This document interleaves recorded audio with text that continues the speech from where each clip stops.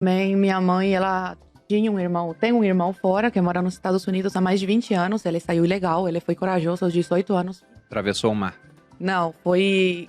Eu não sei muito bem a história, mas eu acho que ele casou com alguém, foi pra Espanha, mas tudo... E de lá Foi fugido também. Foi fugido, mas foi ilegal, foi uma história... É que muita gente atravessa... Porque foi antes a de barcos eu nascer, eu precários nasci em ali. 99, então naquela época era muito mais fechado do que atualmente.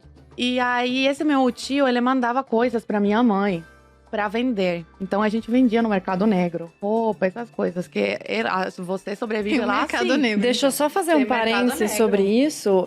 A história da União Soviética, de Cuba e todos esses países que tentam abolir as leis do mercado é a mesma. Sempre é feito o mercado paralelo, e se o mercado paralelo não funcionasse, as pessoas morreriam de fome. E a União Soviética foi exatamente assim. Tem até uma história que eu conto no meu curso, que o Lenin inicialmente começou com essa de abolir a lei da oferta e demanda, começou a expropriar tudo e toda a produção de alimentos era no Estado. Só que aquilo, obviamente, não foi suficiente. Se eles não tivessem feito vista grossa para os mercados paralelos Eles que deixavam iniciavam, funcionar. eles deixavam funcionar porque eles sabiam que se eles povo ia morrer de impedissem, as fome. pessoas iam Cuba é morrer assim. de fome. E não só morrer de fome, porque você pega, por exemplo, a União Soviética começou em 17. Em 21, o Ludovic von Mises escreveu a sua tese sobre por que não daria certo. Ele falou, olha, o socialismo não vai dar certo devido ao problema do cálculo econômico. Ele falava o seguinte, os socialistas querem estatizar os meios de produção. Se você toma os meios de produção, tira da iniciativa privada, você destrói o mercado para meios de produção. Se não há mercado para meios de produção, não há preços. Se não há preço, não há sinalização do que deve ser produzido. Quando a gente vê, por exemplo, sei lá, você vai numa cidade, a água que deveria custar uns R$2, tá R$10. Isso tá te informando que, olha, tem muita demanda por água e tem pouca oferta.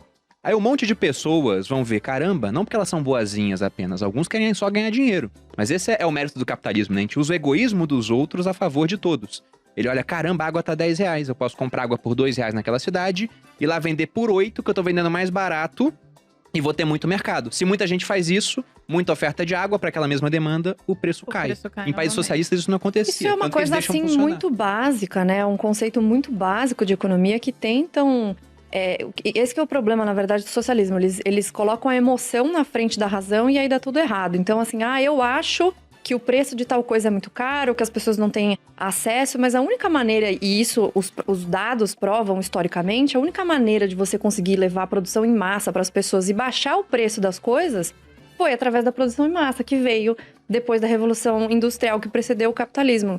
Isso, assim, é uma coisa, é um fato, não é uma opinião. As pessoas sempre falam, mas a minha opinião... Não tem opinião. Isso é assim que funciona e pronto, acabou.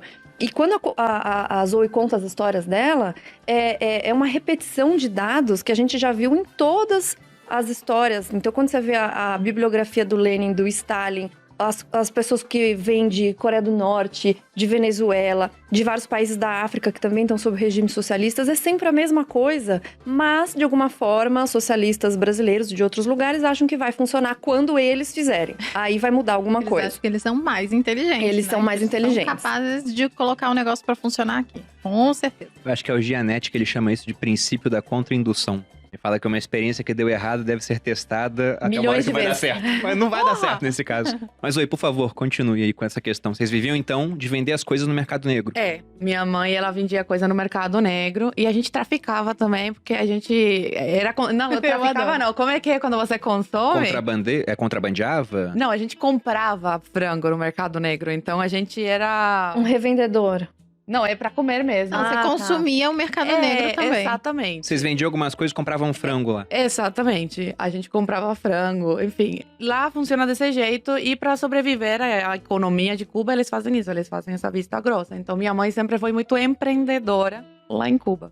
Usuário, eu lembrei a palavra, usuário. A gente era usuário de usuário. frango. Usuário de frango. Porque era proibido vender comida nesse mercado, assim? Não, amor, entre era aspas? proibido consumir coisa que era ilegal. Porque, assim, as pessoas que vendiam esses frangos e vendem ainda, trabalham em indústria e tal, e eles roubam do trabalho. Ah. Entendeu? E aí vendem no mercado negro. É um contrabando mesmo. E É essa um contrabando de indústria? mercadoria. Por exemplo, lá tudo é estatal? Não tem uma empresa privada? Nenhuma. Não tem. Agora eles abriram algumas brechas, mas não de empresas. É para casas, para você alugar para turista. E não é sempre. Eles abrem por um período e fecham. E aí abrem, depois que a economia começa de novo, e abrem de novo e fecham. Então não é todo mundo que tem como abrir esse negócio. E os impostos são altíssimos, então a maioria tenta ao máximo fazer Ilegal, claro. Exatamente. Mas isso é o maior estímulo, né? Além de tentar acabar com as leis do mercado, eles estimulam que as pessoas não façam nada por vias legais. Não tem como, né? Ninguém vai sobreviver se fizer pelas vias legais. Não faz sentido. Exatamente. Então, assim, você não sobrevive se não for dessa forma ilegal. Você como vender para ganhar dinheiro e também para consumir. Porque, assim, minha avó, meus avós moram lá ainda. E ela tava me falando, a cesta básica em Cuba é 5 ovos por mês por pessoa.